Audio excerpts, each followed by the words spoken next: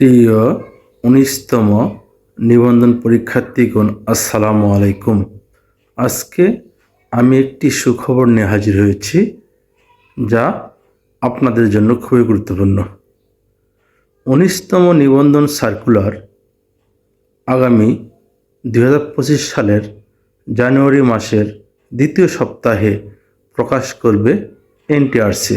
NTRC সূত্র হতে আরও জানা গিয়েছে যে ১৯তম নিবন্ধন নতুন নিয়মে নেওয়া হবে, যেখানে চাকরি প্রত্যাশীগণ নিবন্ধন পাশ করে যেন বসে থাকতে না হয় সে বিষয় নিয়ে তারা চিন্তা করছে।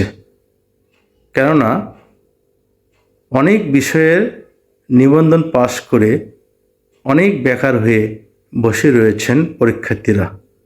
তাই সেই বিবেচনা করে ১৯তম শিক্ষক নিবন্ধন নতুন নিয়মে নেওয়ার চিন্তাভাবনা করছে।